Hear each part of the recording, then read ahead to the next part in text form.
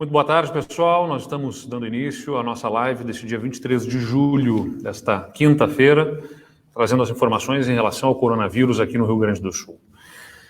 Neste momento, nós temos no nosso estado 53.073 casos confirmados para o coronavírus, ocorridos em 451 municípios do nosso estado, e são 1.397 mortes confirmadas no nosso estado. Mais uma vez, o nosso pesar, a nossa solidariedade às famílias, aos amigos, àqueles que perderam pessoas queridas para o coronavírus.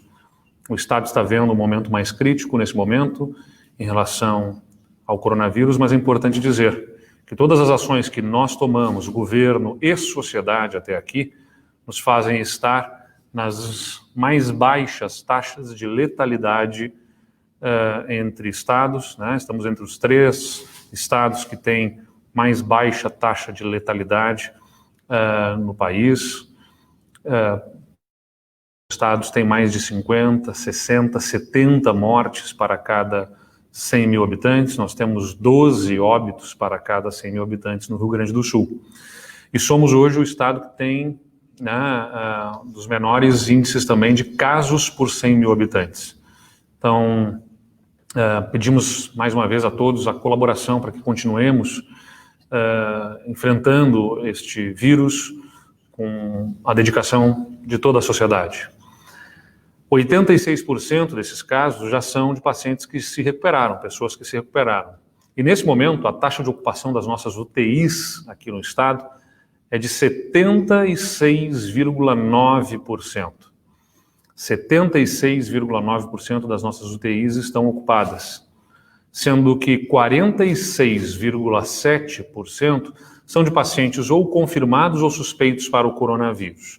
Aliás, essas e outras informações estão no nosso dashboard, que eu sempre ressalto aqui ao pessoal. O Rio Grande do Sul tem preocupação com transparência de todas as informações e por isso as pessoas podem acessar neste link, no covid.saude.rs.gov.br, essas informações sobre as internações aqui no estado.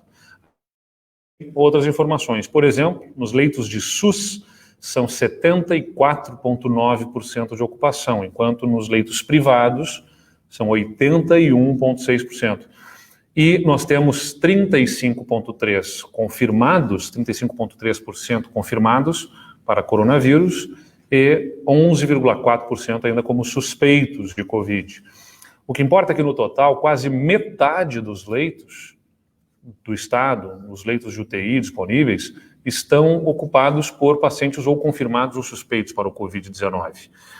Aqueles que nos acompanham nas nossas lives, e são muitos os que nos acompanham aqui nas nossas lives, seja para elogiar ou para criticar, e são muitos os que estão nos dando audiência, vocês sabem, há 1 mês e meio atrás, nós tínhamos perto de 20% de pacientes nas UTIs confirmados ou suspeitos para o Covid. Já são quase 50% de ocupação das nossas UTIs por essa doença que se tomou conhecimento efetivamente no início deste ano. Isso é muito grave e por isso a gente pede mais uma vez a colaboração de todos. Eu sei que as medidas de restrição, de atividade impactam na vida, na economia, no emprego e até mesmo psicologicamente nas pessoas. Mas é nesse momento crítico que a gente está pedindo, especialmente as pessoas que colaborem. O modelo do distanciamento controlado proporcionou justamente que o estado do Rio Grande do Sul parasse menos do que outros estados, para que não tivéssemos paralisação de atividades desnecessárias, ou seja, antes do tempo, quando fosse mais importante, nós estabelecemos esta política de bandeiras, que alguns brincam é um mapa de colorir, não é uma brincadeira, é a análise de 11 indicadores que, entre óbitos, hospitalizações de síndromes respiratórias agudas graves, a proporção de leitos livres em relação aos leitos que estão ocupados, são diversos indicadores que nós analisamos para entender o nível de risco de contágio que uma região tem e também a capacidade de leitos para atenção, para atendimento a todas as pessoas que necessitarem naquela região e no estado como um todo. E esses indicadores nos ajudam a determinar, então, o nível de risco de contágio e risco de não atendimento à população, se houver descontrole no contágio do Covid. E foi com análise desses indicadores que o Rio Grande do Sul pôde, já lá no final do mês de abril, proporcionar que a maior parte das regiões tivessem a liberação da maior parte de atividades do nosso estado. Enquanto outros estados estavam completamente fechados, e alguns deles até agora, ainda com atividades completamente fechadas. Tivemos a oportunidade de abrir na maior parte das regiões, a maior parte das atividades, ao longo do mês de maio, ao longo do mês de junho. E no final do mês de junho para cá, é que nós observamos um crescimento que fez com que o próprio modelo indicasse que tivéssemos que adotar medidas mais restritivas. Isso tem salvado vidas e ao longo do mês de maio e junho também ajudou a nossa economia a parar menos. Mas a gente entende que diante de tantas contestações, de tantas versões dos fatos, não adianta apenas o governador sozinho determinar se uma atividade vai funcionar ou não. E nunca foi essa a intenção. Tanto é que, no nosso modelo, sempre estivemos abertos ao diálogo, sempre estivemos abertos para ouvir as entidades, os setores econômicos e também as prefeituras, que são parte decisiva do modelo do distanciamento controlado. É por isso que, nesta semana, eu fiz uma reunião com a FAMURS, a Federação das Associações de Municípios, não apenas com o presidente da FAMURS, mas também com os presidentes das 26 municípios que o Estado tem. Conversamos sobre como promover o maior engajamento dos prefeitos para que sejam respeitados os protocolos que ajudem a diminuir a circulação de pessoas e, consequentemente, o contágio do coronavírus. Não é uma tarefa fácil, porque são 497 municípios aqui no nosso estado, com 497 realidades diferentes, 497 gestores que têm as suas visões legítimas de como devem gerir a pandemia. E nós sempre buscamos o entendimento como ponto de equilíbrio. Vale lembrar que a gente construiu esse modelo de forma colaborativa e sempre buscando a ponderação, sem radicalismos e muito menos com ideologias, né? Sempre buscando análise técnica, evidências para nortear as ações do governo do Estado. Então, é nesse sentido, para que a gente possa ter a participação dos prefeitos e o seu engajamento, que nós lançamos uma proposta para a FAMURS e para as associações de municípios. Que nós tenhamos a manutenção do modelo com o sistema das bandeiras, que indica o risco. O Estado continua fazendo a análise dos riscos e apresentando para as regiões. Os protocolos que estão definidos seguem valendo, a não ser que as regiões reunidas, né, os prefeitos e prefeitas de cada uma das regiões, optem por protocolos distintos. Essa é uma proposta que nós lançamos. De um modelo ou de outro, de uma forma ou de outra, seja pelo Estado definindo os protocolos e impondo esses protocolos às regiões, ou seja, com o Estado apresentando os protocolos e dando a opção das regiões aderirem ou não a esses protocolos ou a outros protocolos, o modelo de distanciamento controlado se fortalece. Porque as associações, a partir de agora, nos próximos dias, estarão se reunindo para que os prefeitos se manifestem. Se desejam, de um lado, que o governo do Estado continue impondo os protocolos, e sejam eles, portanto, impositivos, sem a possibilidade de alterações em nível regional, se as próprias associações disserem isso, se fortalece o modelo do distanciamento controlado, conferindo autoridade, né, e reforçando, né, legitimando mais uma vez a autoridade do governo do Estado para que esses protocolos estejam definidos. De outro lado, se a opção for para que as associações possam ter a alteração de protocolos, se fortalecerá o modelo do distanciamento controlado, também porque terá maior engajamento dos prefeitos na observância dos protocolos definidos, porque não apenas protocolos ditos pelo Estado, mas protocolos aos quais terão os prefeitos aderidos junto, né, coletivamente, em órgão colegiado, pelas suas associações. Então, de forma alguma, aqui nós estamos afrouxando, né, ou diminuindo o rigor para estabelecimento de protocolos. O que nós queremos é que tenhamos protocolos que sejam observados. E essa observância dos protocolos pela população demanda muita atuação das prefeituras, que têm, inclusive, constitucionalmente, a obrigação e a tarefa de estabelecer o poder de polícia administrativa para a observação das regras de convívio social. Ou seja, a fiscalização dos municípios é a mais importante para que as restrições sejam observadas, cumpridas e, consequentemente, que se atinja o objetivo final, que é a menor circulação de pessoas e a menor circulação do vírus, por consequência. É nesse sentido que nós, e com o diálogo, vamos certamente chegar a bom termo com a participação dos prefeitos, que merecem o meu respeito. Eu já fui prefeito, sei que não é tarefa fácil, mas sei também que o Estado tem prefeitos responsáveis, conscientes da sua responsabilidade, do seu compromisso com a saúde da sua população, e tenho certeza que vamos juntos, colaborativamente, gerir, né, este modelo para que ele possa proteger a nossa população gaúcha. O governo do Estado não vai se eximir da sua responsabilidade. Trouxemos o Estado até aqui, tendo dados e indicadores que mostram o acerto das nossas decisões e pretendemos continuar neste caminho. Eu passo a uma pauta bastante importante aqui, que é o cuidado com os grupos populacionais vulneráveis, que estão mais expostos ao avanço da doença e que têm mais dificuldade para o enfrentamento da doença por uma série de circunstâncias.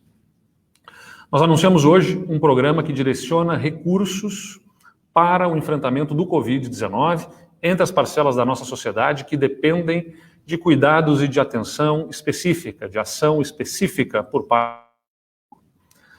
Vão ser quase 5,5 milhões de reais destinados para estas ações. Eu vou chamar desde já a Ana Costa, que é a nossa diretora de ações em saúde da Secretaria de Saúde, vai nos acompanhar aqui na tela. Ana, seja bem-vinda. E vou chamar aqui para compartilhar a nossa apresentação, para ir passando a nossa apresentação a quem está nos acompanhando, do que a gente está falando, né? A gente está falando de fortalecer as ações de enfrentamento para populações vulneráveis durante esse estado de calamidade pública aqui no Rio Grande do Sul. O primeiro grupo é o da saúde dos povos indígenas. O objetivo é ter fortalecimento das ações para os povos indígenas. O critério de repasse é o número de habitantes indígenas no território de cada município. Vão ser R$350 mil para a redução da insegurança alimentar, para medidas de higiene e ampliação das estratégias de isolamento social. Serão 67 municípios beneficiados. Outra comunidade são as comunidades remanescentes de quilombos, certificado pela Fundação Cultural Palmares. Nós temos aqui R$208 mil que serão distribuídos de acordo com o número de comunidades certificadas em cada município, também visando a redução da insegurança alimentar, insumos de higiene e limpeza, ações de garantia de fornecimento de água potável para essas comunidades, ampliação da estratégia de isolamento social e também a aquisição de equipamentos de proteção individual. Vão ser 69 municípios, onde estão 138 comunidades remanescentes de quilombo. Nós temos, em seguida, peraí, a nossa apresentação aqui chega na hora, dá um tilt. Então, nós vamos acertar aqui a apresentação. Além das comunidades de quilombo, a gente tem também a necessidade de atender a população que está em sistema prisional aqui no Rio Grande do Sul, que é uma população que também está vulnerável por conta da natureza, né, do local onde estão instaladas, e esses municípios precisam estabelecer também políticas específicas para atender a esta população. Então, a gente tem 1,4 milhão de reais em ações no sistema prisional, né, e que vão dar reforço à estrutura de saúde para municípios que têm sistema prisional estabelecido e que podem ser importantes aí no fortalecimento das ações em saúde para esta população. Nós temos, além disso, 130 mil reais para a população de rua. Ainda não é essa apresentação aqui, né? Está compartilhando. Estou tentando abrir aqui novamente a nossa apresentação, agora sim. Então, a gente passou pela população prisional e a gente tem, além da população prisional, saúde mental na atenção básica, vai para 362 municípios, para ação de qualificação das equipes de atenção básica, contratação de pessoas, né, de pessoal para saúde mental, psiquiatria, disponibilização de tecnologias com garantia de atendimento remoto, vão ser 2.150.000 reais. Para a população em situação de rua, como eu tinha dito, 130 mil reais também para a redução da insegurança alimentar, para aquisição de insumos de higiene, fornecimento de água, ampliação de estratégias de isolamento, quando necessário, aquisição de EPIs, garantia de assistência à saúde, 36 municípios beneficiados. E também para associações de pais e amigos dos excepcionais, vão ser 61 APAES que serão beneficiadas, para as quais vão ser transferidos esses recursos, para ações de enfrentamento à pandemia e estratégias de qualificação de equipe de serviço, 1.220.000 reais para pais que prestam atendimento às pessoas com transtorno de espectro autista no âmbito do Sistema Único de Saúde. Aqui está, né, a totalização, 350 mil, mais 208 mil, mais aqueles outros valores ali, são 5.459.000 reais, que aproximam ainda mais o estado das pessoas que mais precisam de atendimento nesse momento. Ana, conta para nós um pouco aí, né, dessas ações que estamos empreendendo para essa população, para este grupo que está especialmente vulnerável nesse momento. Bom, boa tarde, governador, e a quem nos ouve, né? Essa é uma estratégia que buscou olhar para a prevenção, né? O senhor vê que as ações com a comunidade indígena, quilombola, população de rua, olham fortemente para a proteção, né, em tempos de Covid, para permitir que essas populações tenham cuidados específicos e a gente não dissemine, né, a doença, visto que elas têm características especiais. Prisional, a gente tem uma aglomeração natural, né, os espaços já são aglomerados, os riscos aumentam precisando de um cuidado das equipes de saúde mais efetivos. E da questão relacionada à saúde mental, a gente observou com os nossos prefeitos, numa pesquisa feita pelas nossas equipes aqui da Secretaria Estadual, que houve 78% de aumento de busca de atenção à atenção primária, relatando medo, ansiedade, dificuldades de sono, que a gente tem ouvido falar fortemente na mídia. Então, esses municípios beneficiados são municípios que não contêm atenção especializada em saúde mental e terão essa oportunidade, né? E, por fim, a questão da APAE, nós já temos, né, a APAE atendendo uma população que tem precisado do apoio, mudanças tecnológicas para atender as nossas crianças e jovens, e sabemos, né, que a população que tem o transtorno, por exemplo, do espectro autista, é uma população que desagrega muito e que piora e que tem reações muito difíceis quando saem da sua rotina. Então, as famílias também nos procuram pedindo esse apoio, então é uma forma de fazer com que a atenção à saúde chegue nesses grupos num momento de crise, né, fazendo as transformações necessárias para a proteção. Então, acho que é uma ação muito importante de governo, de um governo que aprovou este ano uma política para as equidades, governador. Então, a gente tem essas informações justamente porque já vem trabalhando nessa proteção e permitiu, nesse tempo de pandemia, a gente poder propor uma ação muito efetiva. Muito obrigado, Ana.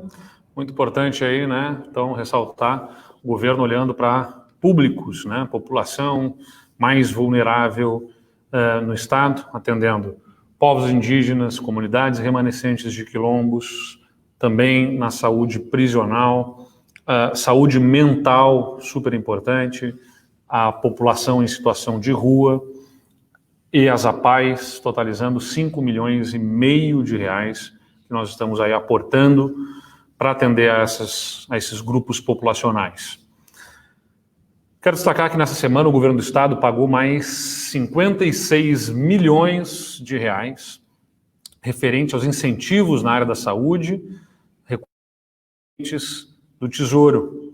São repasses voltados a programas municipais relacionados ao SUS, como Saúde da Família, o SAMU, entre outros, nos quais há um aporte de recurso federal, mas há uma participação, uma coparticipação do Estado nos repasses, ou seja, mesmo com a crise, com as dificuldades do Estado, né, o nosso governo mantém repasses da saúde em dia para que se mantenham as ações de proteção à saúde da nossa população.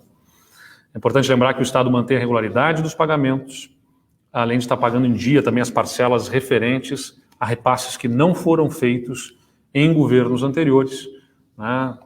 São cerca de 200 milhões de reais que nós recebemos não pagos de governos anteriores e que nós estamos pagando para os hospitais, para os municípios.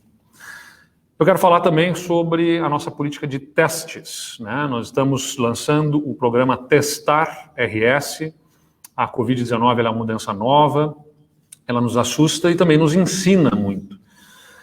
Hoje, nós já sabemos que o enfrentamento envolve uma série de ações complementares. Nós estamos lançando um amplo programa de testagem e de rastreamento, de busca ativa de casos infectados, que é o Testar RS, que vai ser operacionalizado em conjunto com as secretarias municipais da saúde e também com apoio da iniciativa privada através do programa Todos pela Saúde, que está nos dando suporte para termos aqui um case, uma ação pioneira e que tenho certeza vai ser um bom exemplo para o Brasil.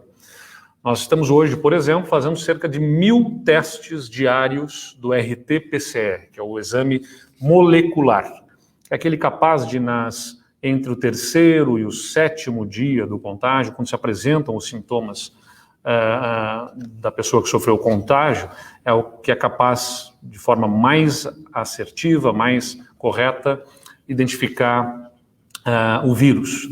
Então, nós estamos fazendo cerca de 1.000 exames hoje, tanto pelo nosso laboratório central, quanto pelos laboratórios que estão com um acordo com o governo do estado para fazer esses exames, o laboratório da URGS, da Universidade Federal de Ciências da Saúde, entre outros.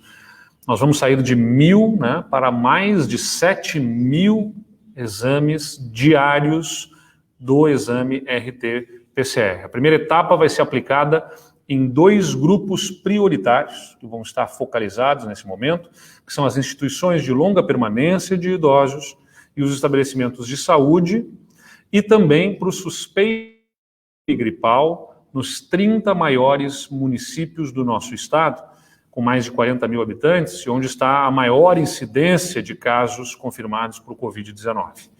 Na segunda etapa, logo ali em agosto, né, bem em breve, que vai alcançar todo o estado, mais 2 grupos, os casos sintomáticos e os casos suspeitos por serem contatantes próximos do caso confirmado de Covid-19, e vamos usar também o aplicativo Dados do Bem, que é um aplicativo que está sendo disponibilizado ao Estado pelo programa Todos pela Saúde, que ajuda a acelerar o rastreamento, a busca ativa daqueles contatantes, ou seja, os que entraram em contato com pessoas confirmadas pelo coronavírus. A intenção é justamente conseguir diagnosticar mais rápido e buscar as pessoas contatantes deste confirmado rapidamente para testá-las e, uma vez confirmado o diagnóstico, isolá-las rapidamente.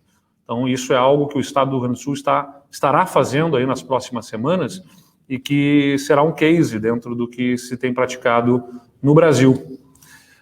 Ele tem 4 objetivos: diminuir a transmissão comunitária, identificando oportunamente os indivíduos infectados e mantendo o seu isolamento domiciliar, conhecer a real incidência da Covid-19 no nosso território, traçar também um perfil dos casos confirmados por Covid, direcionando melhor as estratégias do distanciamento e também reduzir, temos essa firme expectativa, vai ajudar a reduzir o crescimento da curva epidêmica, assegurando capacidade de atendimento hospitalar.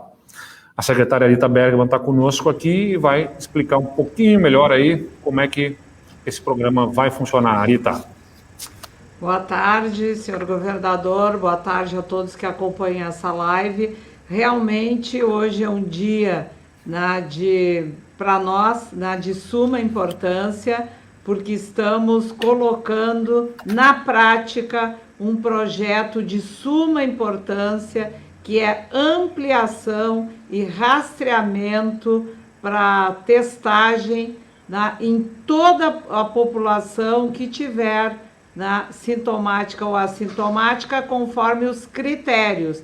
Mas para que o projeto alcance os seus objetivos, nós o estruturamos através dos grupos que já foram citados, ou seja, nós até já fazíamos testagem em LPIs, mas apenas para trabalhadores e idosos sintomáticos. Agora nós estamos ampliando. Nós temos 800 instituições no estado, tem inclusive com a epidemia já tido muitos casos de positivos para a Covid, bem como surtos. Então esse é um grupo muito prioritário para nós, porque queremos proteger os idosos e rapidamente identificarmos os casos de forma mais precoce possível, para evitarmos situações mais graves.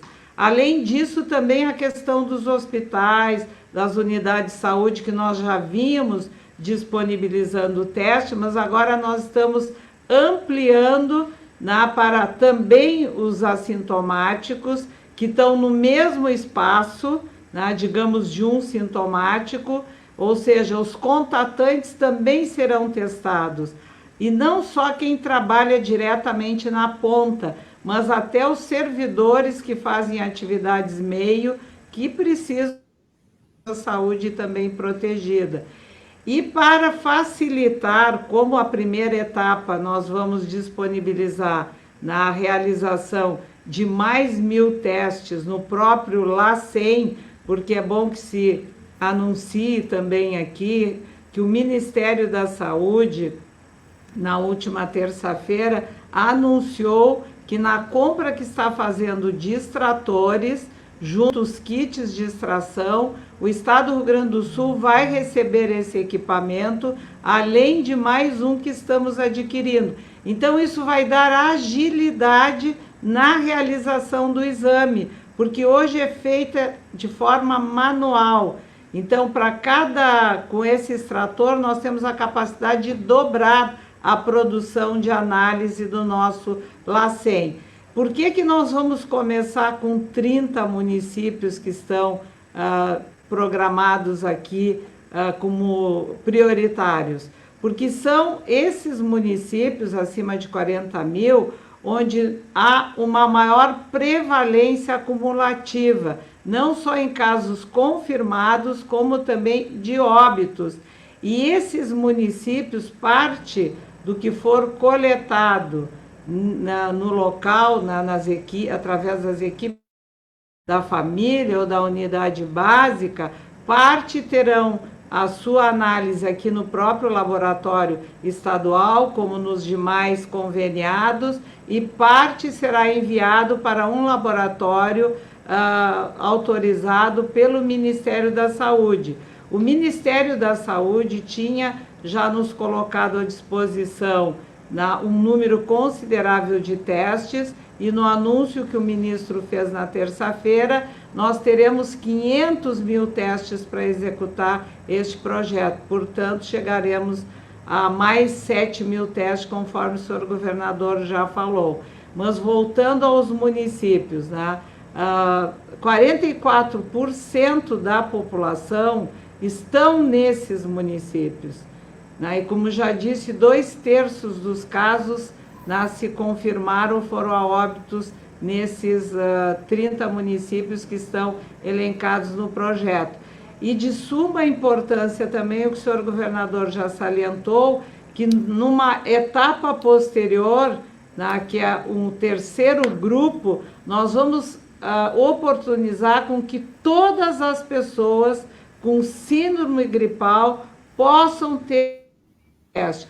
Para isso, estamos organizados já uma central de recebimento, triagem, acondicionamento e envio, né, das amostras para os centros de triagem. Depois vamos criar centros de acolhimento desse material em algumas regiões de saúde e também queremos simultaneamente, né, junto com os municípios, criarmos centrais municipais.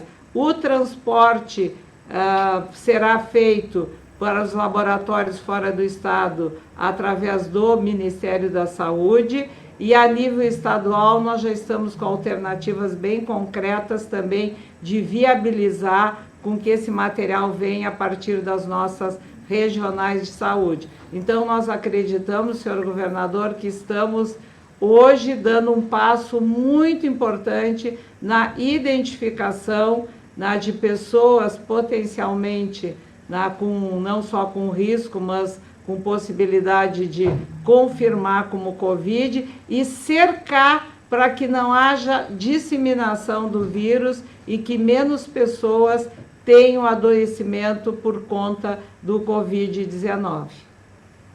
Muito bem, muito obrigado à nossa secretária Arita Bergman, que explicou melhor aí, né, do nosso programa Testar RS, que vai além de aumentar o número de testes do RT-PCR, 1.000 testes para mais de 7.000 testes diários. Nós vamos fazer o rastreamento, testando as pessoas que têm sintomas e os contatantes daqueles que tiverem sido diagnosticados, confirmados para o Covid. Isso vai ser bastante importante para a gente poder achatar essa curva, né, epidemiológica aí de contágio do coronavírus. Vamos passar as perguntas aqui da imprensa. A primeira pergunta do Gabriel Jacobsen, da Rádio Gaúcha, que pergunta: aceitação massiva de recursos nas últimas semanas significa que o cálculo do distanciamento está medindo errado o risco em cada região, que está muito rigoroso? Olha, Gabriel, eu não considero que esteja testando errado. A função dos indicadores, dos pontos de corte que ali estão estabelecidos é emitir o alerta. Então, nós optamos por manter os pontos de corte na forma que estão, até para emitir o alerta a essas regiões que, mesmo com o recurso, recebem um alerta de que estão observando indicadores que demonstram risco, embora não seja risco suficiente na avaliação que temos para um fechamento de atividades econômicas. Então, a gente faz essa análise, essa ponderação, mas fica emitido o alerta a essas regiões, né, que entraram vermelha, mas que deixam de ter a aplicação dos protocolos da bandeira vermelha por uma análise de contexto, de conjunto dos dados e informações. Fica para essas regiões o alerta sobre o que os indicadores estão demonstrando que pode comprometer ali na frente a capacidade, oferecer maior risco de contágio.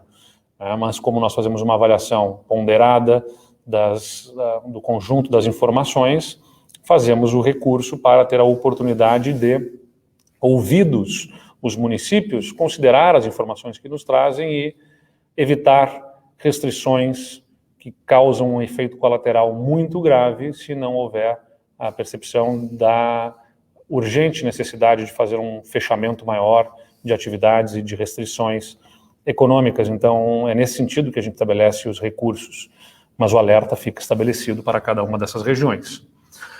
A Rosane de Oliveira, da Zero Hora e da Rádio Gaúcha, pergunta: vários prefeitos estão comprando medicamentos sem comprovação de eficácia e sugerindo que o governo do estado forneça esses medicamentos. Há intenção da Secretaria da Saúde de adotar o chamado tratamento precoce com cloroquina, ivermectina e azitromicina como política pública?